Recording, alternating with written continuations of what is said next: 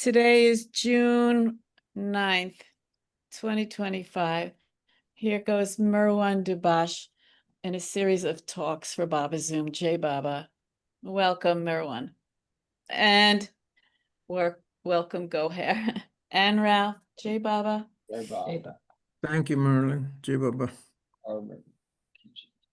Okay, well, I'll continue from where I left off in my last talk. And my last talk, I mentioned that we were at the East-West Gathering in 1962.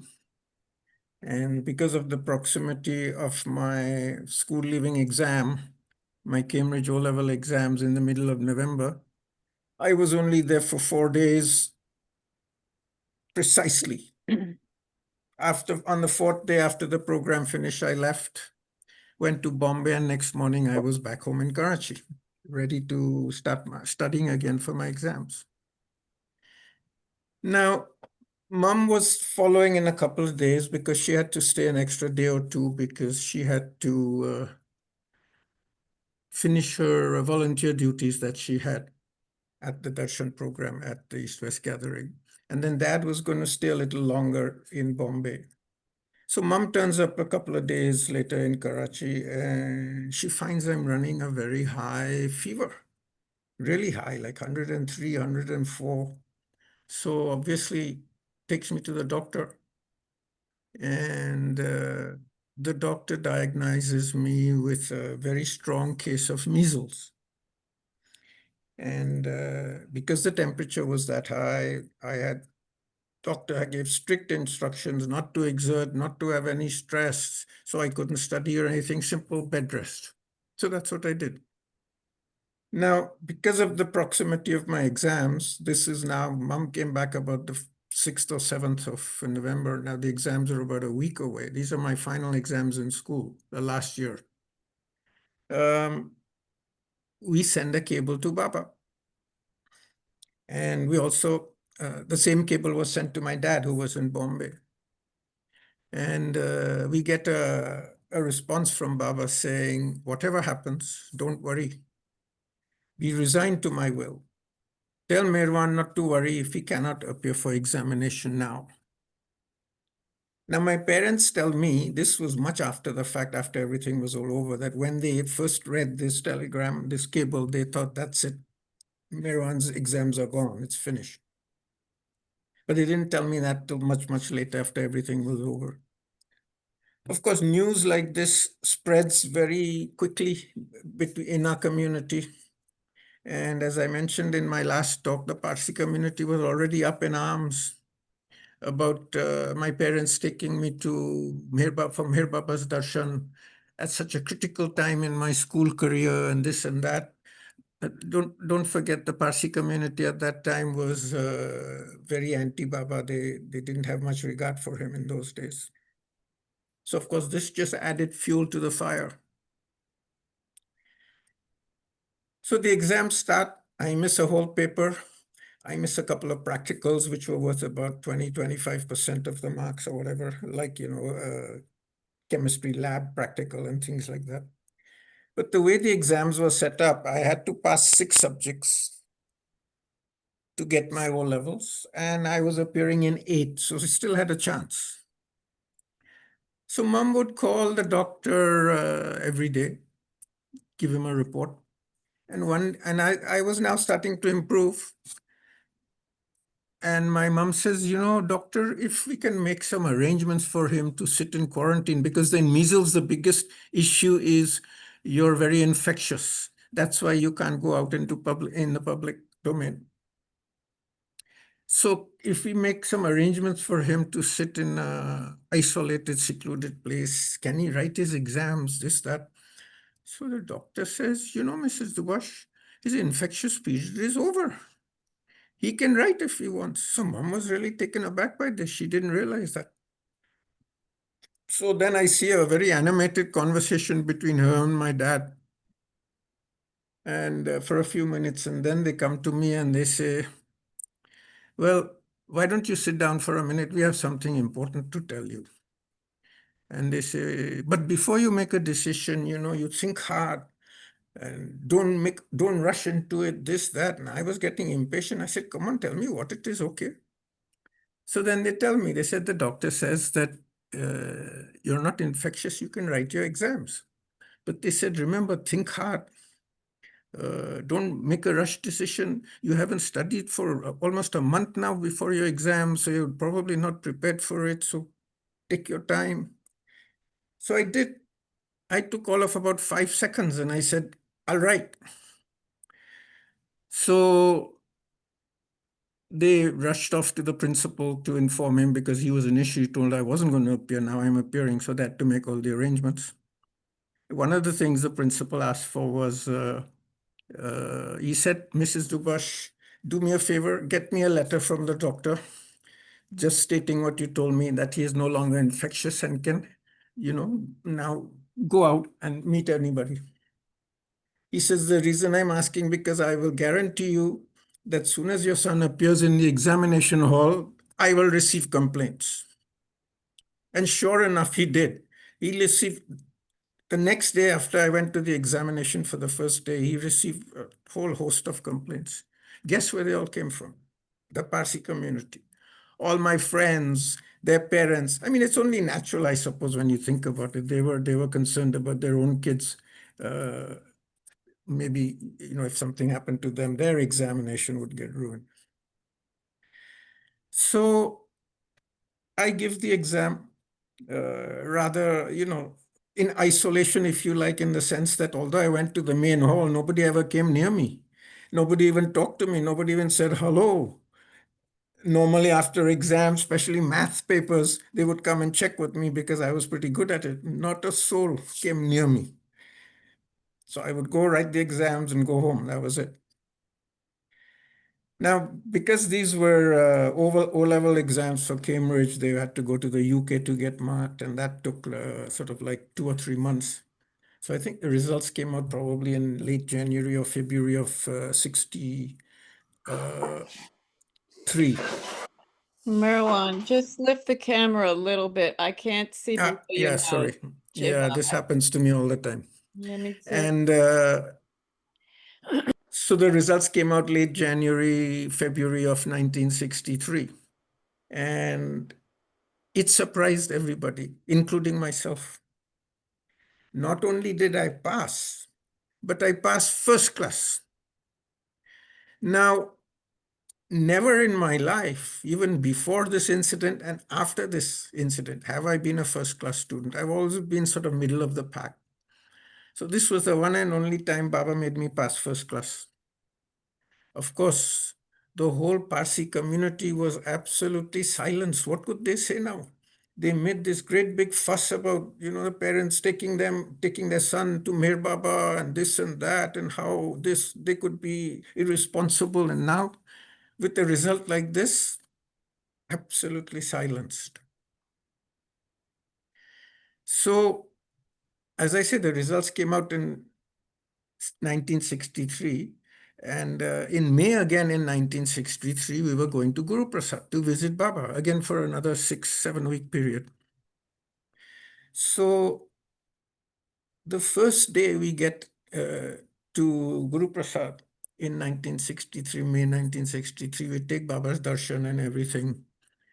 And then once we settle in the Mandli hall, Baba turns to my mother, points to her. Mom was the storyteller in the family. Baba turns to her and says, now tell everybody in the room, there were a few people in the room, tell everybody in the room about Merwan's Cambridge exam incident and what the Parsi community had to say. And when Rhoda finished telling the story, Baba said, Merwan did my work among the Parsis very well. So that was that incident about my examination. You have to lift the camera again. Oh, Yeah, sorry. so that was great. So now in 1963, we're in Guru Prasad again. This time from the start, Baba had told us to come in the mornings and afternoons. So we were there all day now, including my mom. Mom was a good typist and knew shorthand and all that sort of stuff. And when Mani found out, she used Rhoda a couple of times in 1960 when we were there in the first visit to help her out. So she must have liked it, because this time she asked Rhoda, would you mind in staying in the afternoons and helping me with my work, typing and things like that? Of course, Mom was very pleased. She said, most definitely, I'd love to stay there. But of course, Mani can't do it without Baba's permission. So she had to ask for Baba's permission. And Baba said yes. But he said, there's one condition. The condition was that in the afternoons when Rhoda was helping Mani, she should not come on the men's side, because Baba would be on the men's side. So he didn't want her just coming there to have a peek at Baba while she's working. She could come there if she had some work with somebody, but she shouldn't come on the men's side otherwise. And of course, you know, they readily agreed to that. Although, in the afternoons, Mom did get a chance to see Baba quite often. Baba would call her and say, now sit here for 5-10 minutes. And then after that, he would say, now you go. So she would get chances like that to see him in the afternoon, or in the late afternoon when Baba retired to the women's side. He wouldn't use the internal door that went through the main hall of Guru Prasad into the women's side. He went from the veranda outside. What he would do is one of the mandli, whether it was Iraj or Francis or Aloba, anyone, uh, Baba would hold their hand and walk in front, and we would all follow behind him. And then when he reached the end of the veranda on the men's side, he would turn and face us, and that was his way of saying, now I'm leaving. And we would in return join our hands and bow to him, and then he would go. So when he went from the outside, he would quite often pass Rhoda and Mani, who would be working on the front veranda of Guru Prasad. So she would get a chance to see him then also. So like that, Mom got to see Baba quite often in the afternoons also. Now, the 1963 visit, I would say, was almost, in fact, it was identical to the one in 1960. You know, in the mornings, there was people, outsiders coming, Baba lovers, quite a few people. So there would be chit chat with Baba in Mandli Hall. Then in the afternoon, Baba, after he came back at 2 o'clock, would be the same routine that was there before. He would go through the correspondence with Iraj and occasionally bow. And then if there wasn't any other work, Baba would play cards. And also house visits continued in 1963. So we would go to house visits.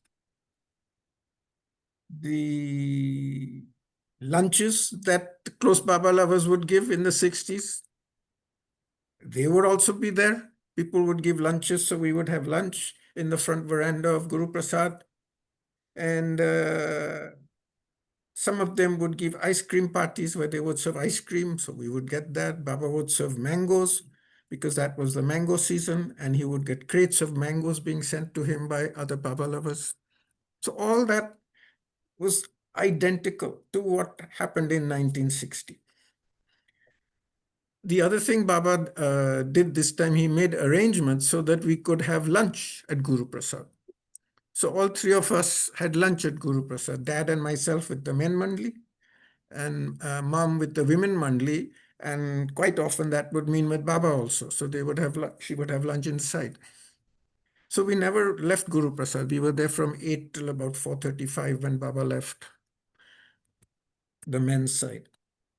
So in that respect, it was identical. But I'll talk about some incidents that happened during this stay. Uh, in 1963, there was another family from Karachi who had come to Guru Prasad for Baba's darshan. Adi and Dolly Arjani. They were part of our Baba group in Karachi, so we knew them very well. And Baba had asked Adi Arjani also to come in the afternoons after lunch. So he would go out, have lunch with his wife, and then come back to Guru Prasad. and be there when Baba came back at 2. So one day Adi or Johnny comes back, and it was Baba's habit, he would at his stomach and do this. Did you eat well? And Adi or Johnny says, yes, Baba, we ate well. He said, what did you eat? He said, Baba, we had chicken curry rice. Baba said, chicken? Check that. In those days, chicken was the delicacy, if you like, the expensive meat. Not like today, where chicken is the cheapest. In those days, chicken was the most expensive. So you rarely had chicken on a regular basis. You only had it in parties, big dinners, weddings, functions like that. So that's why Baba went, oh, chicken. So he said, yes, Baba. Baba said, okay. Next afternoon, Adi Arjani, Baba asks, when Baba comes back, he asks Adi Arjani, did you have a good lunch? What did you eat? He said, Baba, today we had chicken tikka. Baba said, oh, chicken again? He said, yes, Baba, my wife Dolly and I, we decided that since we're on a holiday, we'll take it easy, have a good rest. We'll also eat well. So we eating chicken. So Baba said, okay. Third day comes, have a good lunch. Yes. What did you eat? He says, Baba, today we had butter chicken. Baba said, what? He says, chicken again? Don't you eat anything else? He said, Baba, we're on holiday. We're having a good time. We're having nice meals and things. So Baba did this. This means let it go. This meaning, okay, with sort of disgust, a little bit of disgust. The fourth day, Adi Arjani comes, or Baba comes in the afternoon. Adi's sitting there, Adi Arjani sitting there, and same thing. He said, did you have a good meal? He said, what did you eat? He said, Baba, today we had chicken biryani. Baba said, you Parsis from Karachi, he said, you are mad or something. Baba went like this. Baba signed, the conversation with us would always be in Gujarati, right? So Baba, this is you Parsis from Karachi, are you? And this is the sign for crack. In Gujarati, crack means you're crazy.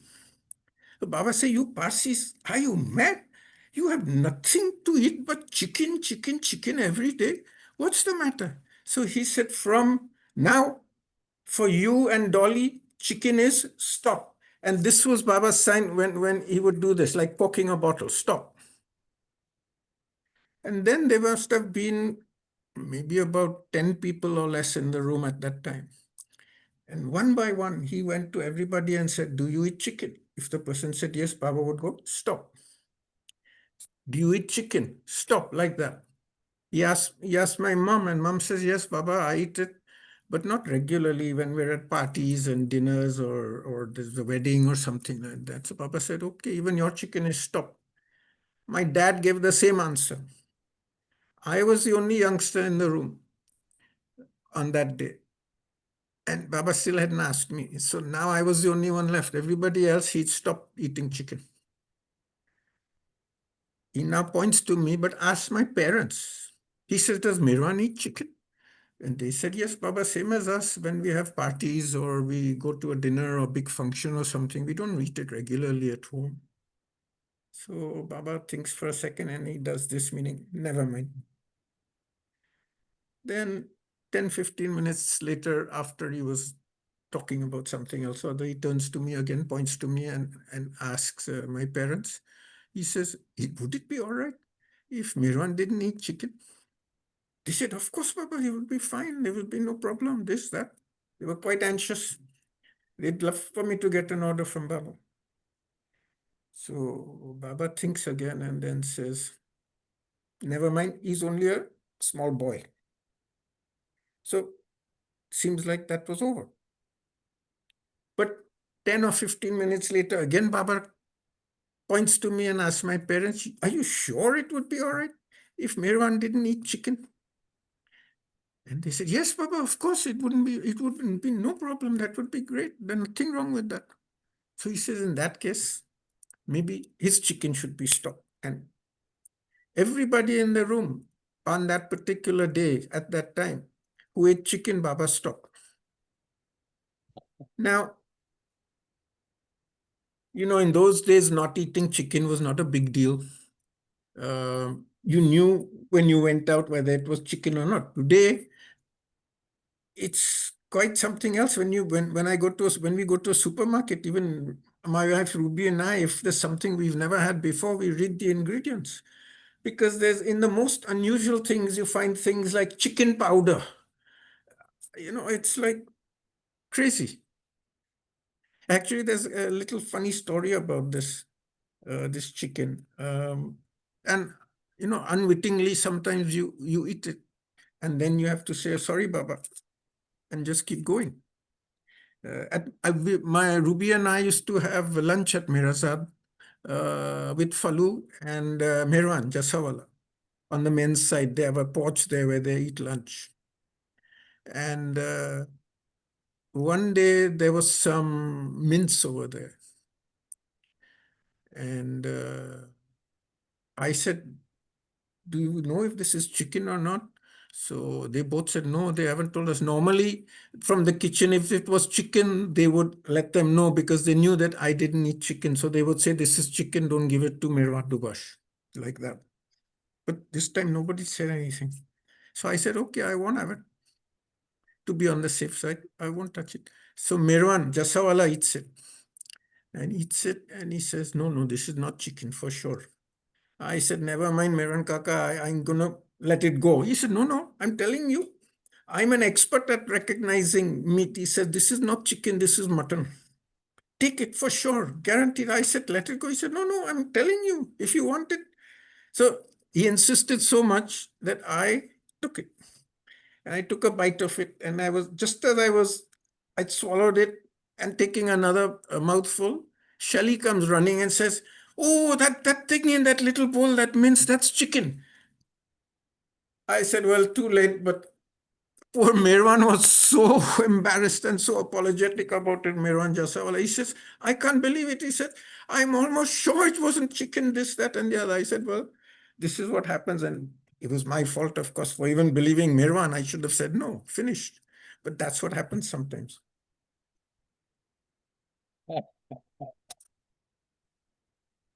So that was one incident. I got another order. That is funny. Oh my gosh. Yeah. Yeah. Yep.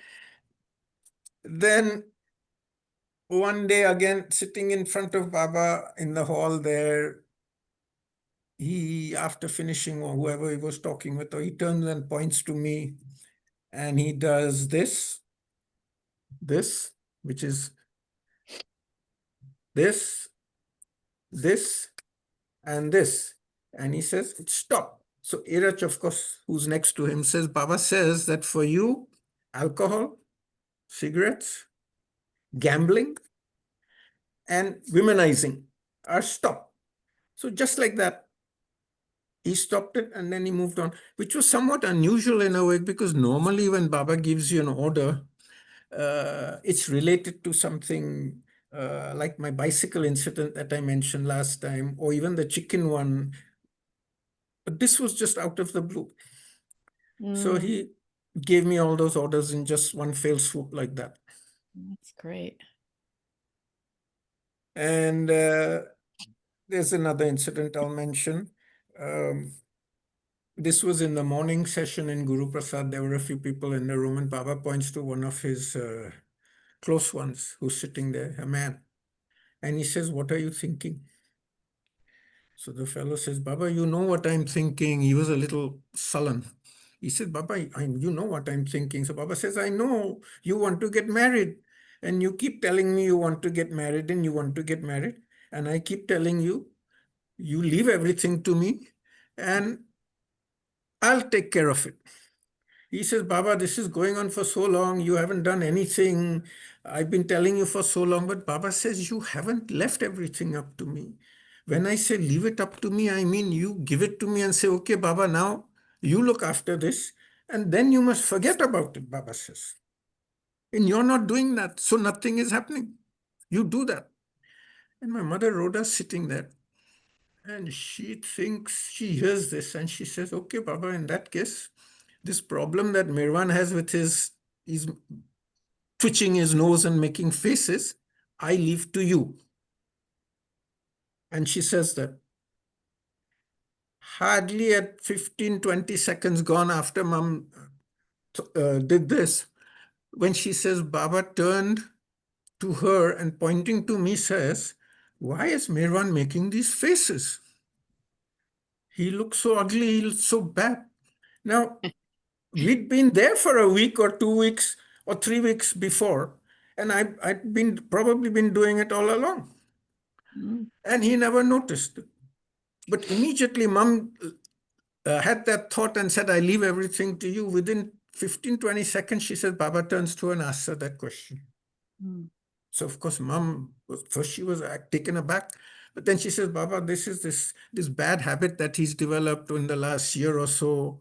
He keeps making these faces, and we've tried everything, Baba. We've tried to, tried to be loving and get him to give it up. We've beat him. We tried to bribe him. We gave him sweets. We gave him money, everything, but nothing worked, Baba. So Baba said, what type of parents are you? He says. It's the parents' responsibility to make sure that the children don't pick up bad habits like this. Then he turns to me and he says, my father, Sheriarji, had a friend of his who twitched his eye. His eye would twitch like this. And one day, the two of them were walking in the city area of Pune, and two couples were coming towards them. And Sheriarji was a little further back from this fellow. They got separated a little bit. And as Sheriarji's friend passed the couple, his eye twitched like this. Of course, one of the men saw him and immediately pounced on him, saying, You dirty old man, you're winking to these women here. What's the matter with you? And the other fellow also, who was with him, also got all annoyed, and they were about to beat him, Baba says, when all of a sudden Sheriarji comes running, hearing the commotion, and says, What's going on? What's going on? So they said, This dirty old man, he's winking to these young women. And Shearer said, No, no, he's not winking. He says, This is an old habit he has for many years. His eye just twitches like that. Mhm. Of course, these guys weren't about to believe him. So they're having a big argument. And all of a sudden, while they were having this argument, this guy twitches his eye again like that. And one of the fellows sees it and he says, He just twitched his eye. So Shearer says, See, I'm telling you, this is an old habit he has. So finally, they believed him. And peace came back. So Baba says like that one day, if you don't stop making your faces, you might get a thrashing. Of course, he was joking with me. Mhm. Then he gets very serious. Then he says, from right now, this instant, he says, I want you to stop making these faces. And he says, if I ever catch you making these faces again, he says, I don't want to see your face, he says. I don't want to see your face. Oh dear. I said, yes, Baba. What else can I say? Mm. And then he turns to my parents and he tells them, when you go back to Karachi, if you see him twitching his nose, you immediately send me a cable. Doesn't matter where I am, what I'm doing, whether I'm in seclusion, anything, you immediately send me a cable. So my mother says, yes, Baba. And we'll take the money for the cable out of his pocket money. And Baba says, no, Mm. half yours and half his. Why half theirs? Because he said the responsibility was also theirs to make sure I didn't get the habit. So Mm. he was making that point. So that was it. Then 10, 15 minutes later, Baba was talking to someone. All of a sudden, he turns to me and he says, You just twitch your nose. I said, Baba, if you say so, but I didn't know I did it. He said, You don't know? You twitched and you don't know? I said, No, Baba, I didn't know. I was telling the truth. So he says, Okay, in that case, I'll let you off this time. Mm. Another 10, 15 minutes later, again, he catches me. He points to me and says, You twitch your nose again. I said, Baba, again, I didn't know I'd done it. So he says, You're doing this unconsciously now. I said, Baba, must be because I didn't know I did it. So he says, Okay, in that case, today, he says, I'll let you off. But he says, Remember, from tomorrow, If I ever catch you making these faces again, he says, I don't want to see your face. Yes, Baba. And then throughout the rest of the day, another 2, 3, 4 times, he would catch me and point out, you twitch your nose, like that. Mm. The next day, we come to Guru Prasad in the morning, and the twitching is gone. Just like that. Now, just imagine 24 hours ago, I'm twitching away without consciously knowing I'm even doing it. The habit has become so bad. And in 24 hours, it disappears like that. It's impossible. Mm. It was only His grace that allowed that to happen somehow. Mhm. And my mom would always, when she ever told this story, she would always stress the point that, when you give, when you, when you give something to Baba, you must do it wholeheartedly. This, that, and the other. She would go on about that, which is true, of course. But when Baba says, when you give something to me, you must forget about it afterwards, after giving it to me.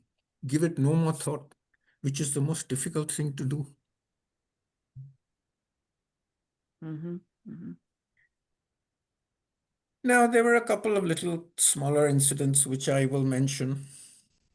Um, I was 16 years old in 1963. One day, Baba asked me, he says, have you read any books of mine? This was Baba's sign for books, like opening a book like this. Have you read any books of mine? I said, Baba, I've only read one. He said, only one? Only one? I said, yes, Baba. And then I started making excuses. Baba, I'm not a good reader. I don't like to read books, like all this stuff, which I didn't really need to do, but I did. So then he says, which one did you read? I said, Baba, Wayfarers. He said, what? Wayfarers? All these other books and Wayfarers? Like all these other books of mine over there, you read one book and you picked Wayfarers?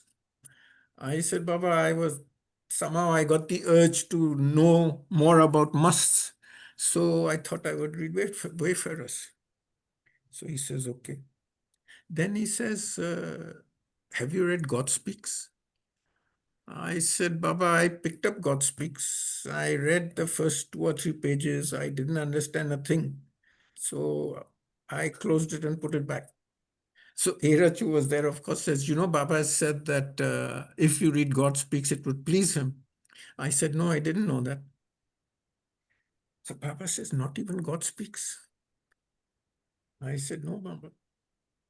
So then there's a long pause. And then he just says like this, never mind. And he let it go. It almost felt like he was going to tell me, you must read God Speaks. But he said, no, let it go.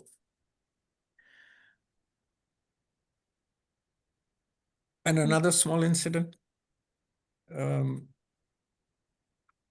I was 16. I was starting to grow all these facial hair, as you get kids, as you get adolescent, you get all these hairs and long hairs on your face. I didn't shave. So Baba one day points to me and says, what's all this stuff on your face? You got hair everywhere, over here, on the chin. It doesn't look good. Don't you shave? This was Baba's gesture for shaving like that. I said, no, Baba, I don't shave. He said, you should shave it. This doesn't look good on you. Mm. So he says, but you have to buy a razor for that. And my dad wasn't there at the time. Dad was coming a little later. He was late on that trip. So mom says, Baba, Adi has a very good razor and I'll get him to send it. So Baba says, okay, let your father send the razor. And so when it comes, you can shave. So that evening we went to Bindra House. Now Bindra House is the Jasawala family house, Irach's family house. And as I mentioned in my last talk, in those days, when Baba went to Guru Prasad, he allowed Irach to go home in the evenings uh, to have dinner there, sleep there, and then come back in the mornings to Guru Prasad early, so in time for Baba. So Irach was there. So we go there and Irach says, come here, come here. So I go with him, we go into his room. And he opens his cupboard and he's rifling in his cupboard. He couldn't find what he was looking for. I said, "What are you doing, Irashankal?" He said, "Have patience. Wait a minute." Then he pulls out a little small box, opens it, and it's an electric shaver. The old type with the rotary blade, Philly shave, as they used to call it, from Philips. Mhm. So he says, I have this electric shaver. If you want, we can shave Baba, and Baba would like that. So, and you don't have to wait for the razor to come. So I said, okay, let's do it. Boy, I tell you, by the time he finished shaving the long hairs off my face was absolutely raw and red. It was quite something. Mm. So next morning we go to Guru Prasad. Baba looks at me and says, "You've shaved like this," he does.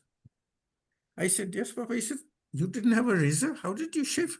I said, "We went to Binder house and Irach uncle took me into his room and he produced his little electric shaver Mm. and we used that." So he says, "Come here, come here." So he calls me. So I go up to him and he does this and he does this and he says, "That's nice." And then he does this and he goes, "No good. This is no Mhm. good." He says, "When you get the regular razor," he said, "this will be much better." Oh dear. So I said, "Yes, Baba." And the razor turns up a little while later and we tell Baba. So Baba says, "Now, but the razor's here." But he says, "Who's going to teach you? Your dad isn't here yet." So Alaba was sitting in the room. So Alaba goes, "Baba, I'll do it." So Baba said, "There you are. Alaba will teach you how to shave." So next day I get my razor and lunchtime after having lunch, we go into the bathroom and we shave. Alaba says, "Do this, do that," all that stuff. He shows me what to do. And in the afternoon when Baba comes back, he looks at me and says, "Ah, you shave now." So again, he calls me and he does this time and he says, "Now it's good." So just imagine, this is Mm. God. Mm. The whole burden of the whole universe is on his shoulders. He's constantly working 24 hours a day, doesn't have any rest, nothing. And yet he has the time to indulge in these small little things with his lovers. It's just amazing. Yes, it is. Such a blessing. Yeah.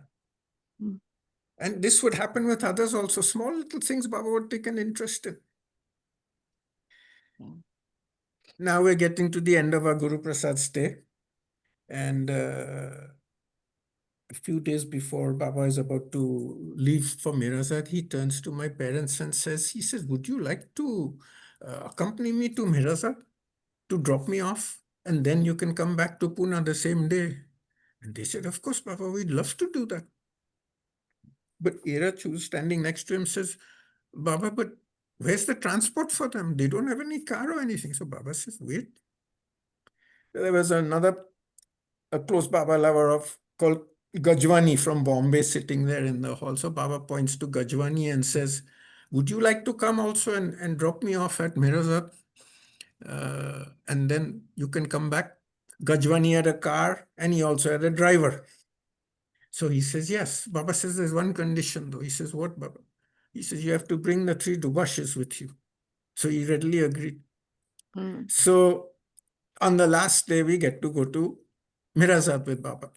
Now, as I told you last time, on the last day, Baba always stopped first at Ban Garden and sat under Baba Jan's tree over there.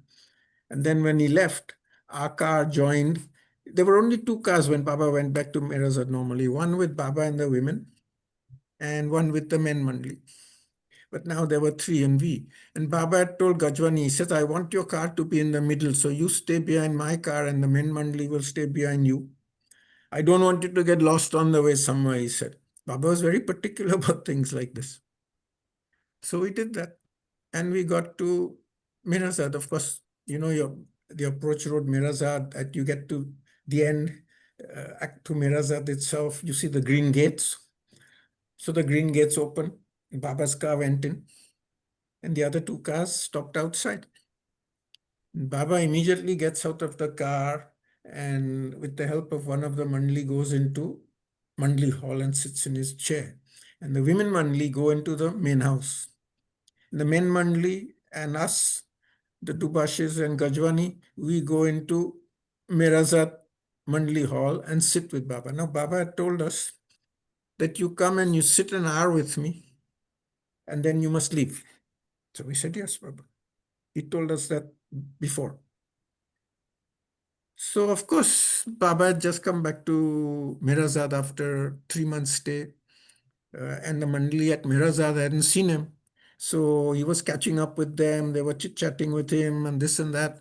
So Baba didn't have much interaction with us in that 1 hour, but we were very happy to just sit content and listen to what was going on. After the hour was up, my dad looks at his watch and he stands up. And Baba says, why are you standing? He says, Baba, 1 hour is up. And you said 1 hour, so it's time for us to leave. So Baba said, okay, sit down and I'll tell you when to go. Now, why did my dad stand up like that? Many years ago in 1954, in October, um, Baba was in Satara that time. He was living in Satara in one of those villas. I think it was in Grafton Villa or something. There were three villas that they used, one for the women, one for Baba, and one for the men Mandli. And Baba lived in Grafton. And we were in Panchgani. This was just after the Vadyapak Darshan and the Three Incredible Weeks. And my parents had some reason to go to Satara from Panchgani, which is not a long trip. It's, I think, a 2 hour bus ride or something like that, to get some visa problem sorted out or something. And to their great surprise, it was done very quickly. So they had a lot of spare time on their hand. So my mom tells my dad, Baba's here only in Satara at Grafton. Why don't we go and see if Baba would give us darshan? So first my dad said, no, we shouldn't do that. Baba doesn't like it, this, that. But somehow Rhoda prevailed over him. So they went. And they said that when Baba first saw us, he wasn't pleased at all. But then he relented and said, okay, you come and you sit quietly in this corner, in the hall that he was in. He says, today I'm very busy because in a couple of days, I'm going to give up the alphabet board. He gave up the alphabet board on the 7th of October, 1954. So all the preparations for that, Baba was engaged with the other Mandli and this and that. So he says, you just sit and listen. So they said, that's what we did. And then Dad looked at his watch and it was 3 o'clock, and he looked at Rhoda and they exchanged glances. And they thought, well, Baba's busy and he doesn't mind us sitting here. So we're not going to do anything. We just sat. They just sat. Sometime after that, Baba turns to my dad and says, are you a true Zoroastrian? So my dad didn't understand what Baba meant. He thought Baba wanted to know whether he wore there's a thread that Zoroastrians wear called the kasti around their waist. And also they wear a sadra like Baba, except it's t-shirt length and short sleeves. So he said, Baba, I don't wear a kasti and a sadra. Baba said, no, I'm not talking about that. He says, when a Zoroastrian gives his word, he keeps it. What did you tell me? He said, what's the time? He says. My dad looks at his watch and says, Baba, it's 10 past 3. He says, what did you tell me? You told me you would leave at 3 o'clock. Why are you still here? He says. So mom and dad were both very embarrassed. He said, you should have, they said, Baba, you were busy, this, that. We wouldn't want. Baba said, no. At 3 o'clock, you should have got up and said, now it's time for us to go. Then whether I wanted you to go or not would be my business. So they said, sorry, Baba, we'll leave now. He said, no, now sit and I'll tell you when to go. But because of that, Baba was very particular in Mirasat. When the 1 hour was up, he got up and told Baba, 1 hour is up and it's time for us to go. So we sat, Baba said, no, sit now and I'll tell you. And we sat another 20 minutes, half an hour. And then now Baba said, okay, go. So we took his darshan and left. That was the only time that and I think my mother also, Dad may have been before because he was there for the Three Incredible Weeks when Baba, I think, took them to Mirazad for a day or two. But Mom and I was the only time we went to Mirazad in Baba's lifetime. We'd never been to Mirazad before. Not that we saw anything that day because we went straight from the car to Mandli Hall and back out. So we didn't have any clue about what was in Mirazad. especially on the men's side, nothing. So that was 1963. Now, do we have more time or? Mm-hmm. Yes, certainly. Of course, go. I'll tell you an incident that happened in 1964 with me. In 1964, in December, I was in Karachi. And at that time, there was a lot of student agitation going on in Karachi, rioting and fighting with the police and this and that. And whenever that happened, uh, I and my friends, we wouldn't go to college, we wouldn't go to school, we would avoid it because you never know what happens.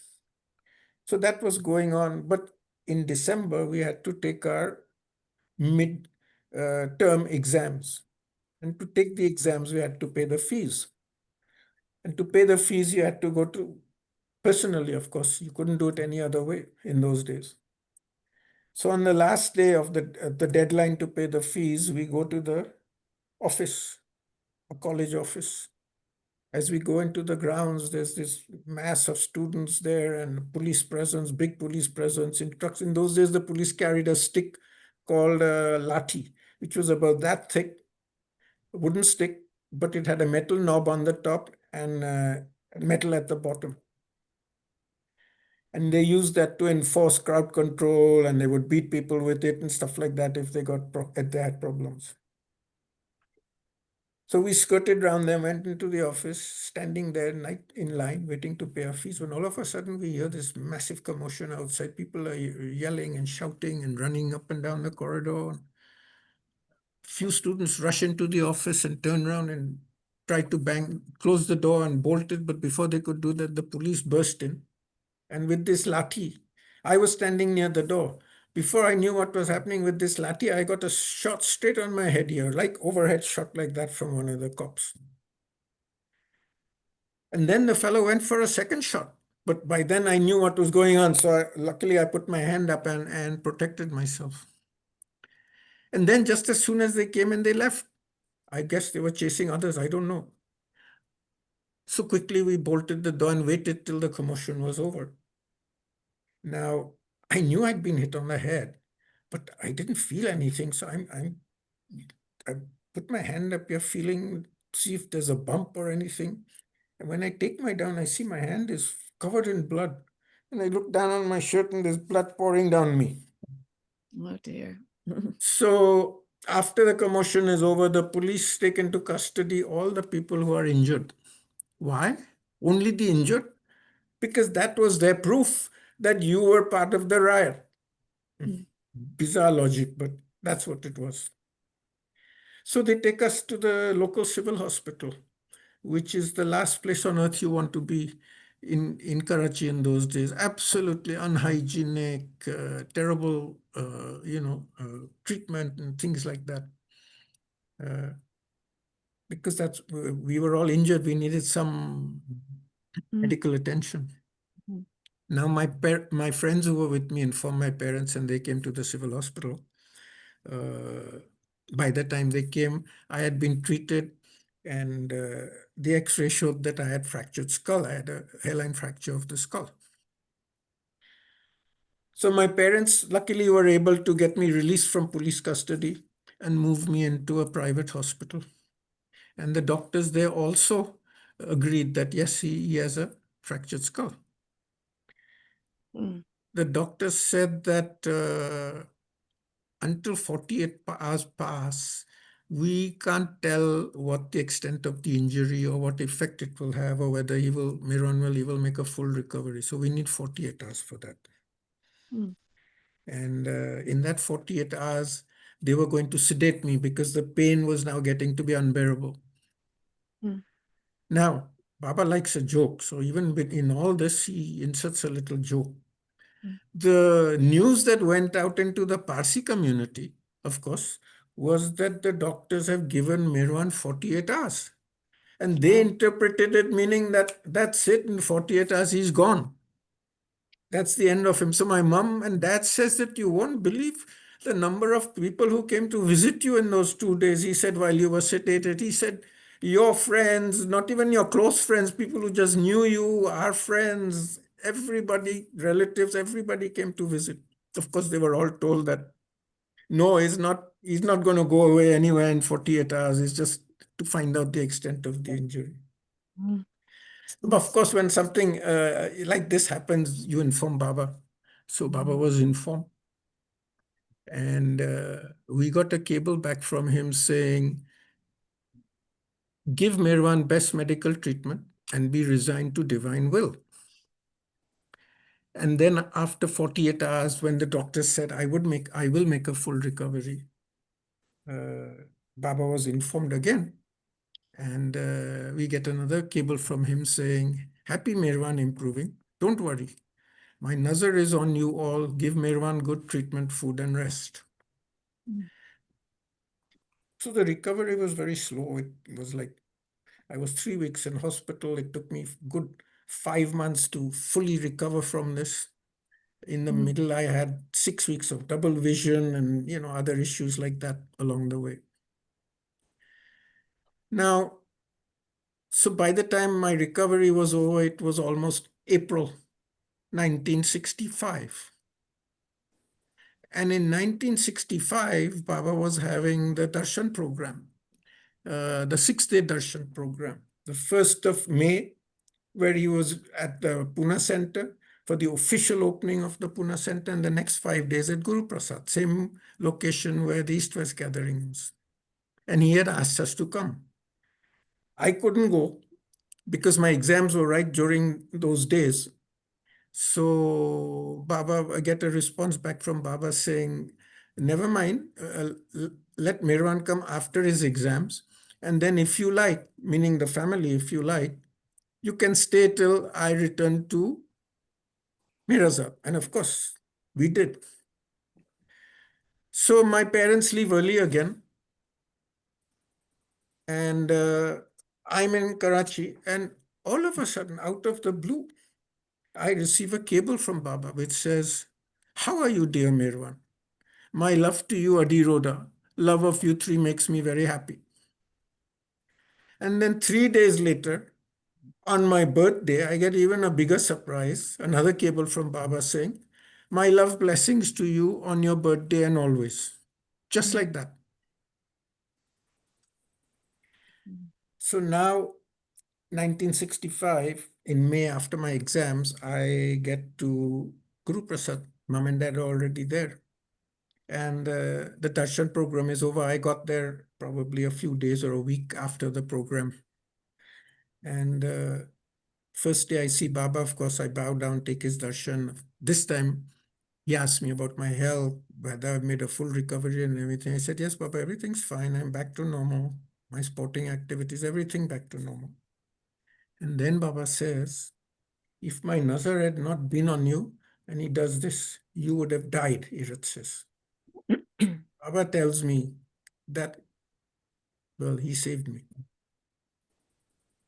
Now, there's a sequel to this story. Many years later, in the early 70s or mid 70s, after Baba dropped his body, my parents, after Baba dropped his body, they would go to Mirazad regularly in the 70s. So one day, Bhao approaches them and says, Adiroda, I want to talk to you about something. Come. So they sit with him. And he says, many years ago, Merwan had some incident and we got a cable saying something wasn't right, something was wrong with him. He says, on that day, he said, I was doing night watch with Baba. And that whole night, he said, Baba was restless, twisting, turning all the time. And he kept asking me, will Merwan Dubash die? Will Merwan Dubash die? He would keep asking Baba. And Baba would say, Baba, he's a good boy. He's the only son now of Adi and Rhoda. You've already taken one son of his. Baba, you must save him, this, that. And he said this would go on. And not only that, Baba would also say, I think Merwan Dubash will die. I think Merwan Dubash will die, like that. And Bhav then says the next day, later in the day when we got the cable saying that Merwan is all right, he said Baba was very happy. So he says, what I wanted to ask you is during that period, he says, it from Baba's action, it appeared to me, but Merwan was in great danger, he said. So he said, what happened? Obviously, Bhau didn't know the whole story. He just knew about the cable and that something was wrong. So he wanted to ask the question. But I suppose that's how Baba keeps his nazar on you, one. Mm. Mm. So now the next phase would be our next visit to Guru Prasad in 1965, which is actually completely different to what happened in the first two visits. It's quite a flip, but don't have time for that now. So that will be the last talk. Mm. So I'll Okay. probably end here. Oh, right. That's a good Okay. idea. Yes, of course. Yes, yes. Does anyone have any questions? I know Prakash, you came a little bit late. So Prakash, do you have, want Well, to? I just have a comment. I'm sorry for being late. That was my responsibility to launch and Okay, everyone's that's all fault. right. Everything all right? Yeah. So thanks again, Merwan. That's so beautiful. So beautiful. You're welcome. Yeah, so blessed. So blessed. Yes, that was a Thank wonderful you. Yeah. talk. And one of the questions also is when Baba tells you not to touch something like chicken or whatever. So, I mean, did he, he really wanted you to just stop it forever? I mean, is that how? Yeah, that's it. When Baba tells you something, Oh, it's forever, wow. unless he rescinds it himself. Unless Mhm. he tells you don't eat it for 3 months or a year or something, which he would do also with other people. It would be for a time. But in this case, he just said, don't eat it. So that's finished. It's Mm, gone forever. mm, Yeah. mm. Yeah. So did you ever read God Speaks? Oh, I did. Eventually, I did read God's, but actually, not just a few years back. So very, very late. I read God Speaks. I read the discourses, but I'm really I've read a lot of books now, of course, of Baba, but they're all the stories. People telling their stories, Lord Mayor, things like that. Mhm. Yeah. Yeah. When Lord Mayor first came out, I subscribed for the original edition, and I got the first three. But it would come out one book would come out every year, if you remember, right? So I had about 3 or 4 books. I would get them. I would flip it open. I wasn't a great reader. Flip it open, put it on the bookshelf. So one day I was looking at it and I said, geez, I've got like 3 or 4 copies of Lord Mayor. Let's see what's in it. So I started reading it. And you won't believe I couldn't put it down. Yeah. Oh, I gosh. went through the copies I had in one fell swoop, Mm, anxiously Wow. waiting for the next one. mm, So it's like that That's sometimes. wonderful. mm. Yeah. Yeah, beautiful stories. I mean, Yeah, thank you so much. Really You're welcome. captivating. We'd love to hear about people's relationships and experiences with beloved Baba. It's so you can read about it, but when you hear it straight from somebody like that, it's a real treasure. So thanks. Thanks yeah. a lot. And I guess Prakash, he's going to talk what, every other week? Is that still going to go on? He'll I continue. think, yeah, one more you said, Merwan, right? I mean, you have, Yeah, I was told one more, which is well, I mean, today if the you have 9th, right? more, So there is always, alternate week, right? no, Ah, no, I'm yeah. out of stuff. I only Oh, have so much. no. I only have so But much. if you simply recall something that is interesting for people like us to listen. Yeah. Well, next talk, I don't have enough for the whole hour and a half Okay. in terms of my own personal incidents. So I might talk about some things like that, which I think might be interesting to you guys. Right, right. Some other stories or other facts. Perfect. Yeah, Thank you. that Yeah. goes. Yeah. Merwan, this is, I don't know if you want to still record this, Maryland, but this is Mahu from Los Angeles, Mahu Yeah. Shariari from Los Angeles. It was great to be in your talk. And I wanted to just mention how much we lacked your parents, particularly when we were going to Mehrabad in early days. They would Right. invite us for tea. Right. and sweet, and we would sit around that big chair, the table and the chairs, and they will, especially your mother. Your mother would always Oh, tell, always my mother, not usually. always your mother, yeah, tell Dad did very Baba little a talking story. about Baba. Right. Yeah. And then the interesting scene is when they would hold their hand together and they would go to Baba's Samadhi. It was so beautiful. I always thought their relationship was very beautiful. Baba spirit. It was there. One more thing I like to mention, and I'm forever grateful to you and your wife. And I tell you why. Because I have only one son who is now 22 years old, but he was 4 years old, and I was so eager to bring him Yeah. to Mehrabad. And of course, trust had this policy, they had to be 7 years old. So I looked around. Dinah Snow was the one who told me, oh, talk to Merwan Dubash. They are in Canada and their house is not occupied during certain seasons. And so I did, and then they connected me with Sheridhar. And of course, Sheridhar helped me so much. And the caretakers that you have, Sushila and all other ladies, yeah. My. Are they still This- there? Sushila Well, and the family? Sushila retired last year, or not 2 years ago, because of some health. She had knee problems. She couldn't really walk too well or work too well. But the Uh-huh. other lady, Rangu, is still with us. Rangu, yes. Right, right. So my son and I came to your house 2 times in 2 years. Yeah, I remember that. Right, consecutively. right. And then Bao changed the age requirement from 7 to 6. So the next year after we came to NPR. Yeah, That's how Baba works. But Uh, thank you very much. Yeah. I wanted to share that and Oh, no, let not at all. everybody Most welcome. hears. Right. Yeah, you have your generosity. Is Sushila the same as the Sushila who is Vishnu's niece? No, yeah, that was another Sushila. Different sushi. Yeah. I was thinking This she's Sushila was a lady Nepal. from the local village, from Arangam village, who worked for see. us. Right. Oh, yeah. Merwan, one occasion you described how the crates of mangoes were brought up. Baba had the mangoes brought over for everyone to have mangoes. Right. And you described how Baba ate the mango, how he went about it. And I love mangoes, but they're very difficult. I mean, you want everything you can get if it's a good mango, but the peel is no good to eat, nor Right. but all the good stuff, the pulp, is so tightly clinging to the seed.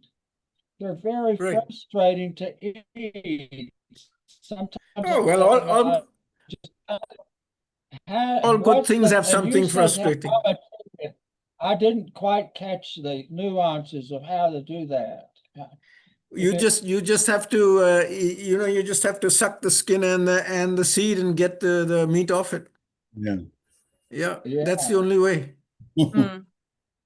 It's an Right. art. Seed is large. Seed is I know. that big, But in right? the West, we cut it with a knife also, and you can slice it and dice it and do all that sort of stuff. And all that. And Yeah, then you can do suck that. the seed if there's any remaining.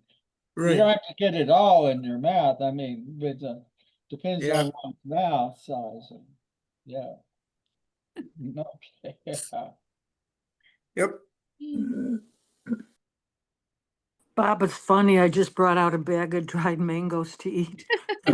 What All a right, pass coincidence, it right? around. Maybe next time you can tell us how do you feel about this new rule that the foreigners cannot be in Mehrabad anymore I mean, what can I tell you? I mean, or obviously live not there. Oh, not dear. happy with it, but there's very little we can do about it, because That's true. That's yeah. true. Yeah. Yeah. Dear. Yes. Everything is They- changing. in Oh, the everything's world changing, and and Baba's arena. Yeah, yeah, yeah. yeah. I mean, never mind Mirabad. Look at the world. He's Yeah. going, you know. Oh my God. Look what's happening in I the no world. longer look.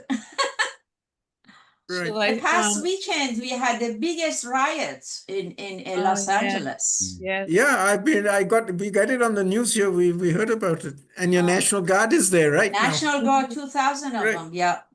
And then there is this friction between the governor and I don't want to talk politics and the I'm gonna president. just So stop the recording and I'm sure Yeah. Angela will, fine tune this. So maybe we could just say 3 Avatar Mayor Baba Ki Jays and she could, delete what she wants, keep the end Right. part, how she can do all that magic stuff. So we thank you very much for your talk and we look forward to the next one, Merwan. And let's all take Baba's name 3 times. Avatar Mayor Mayor Baba Ki Ki Jai. Jai.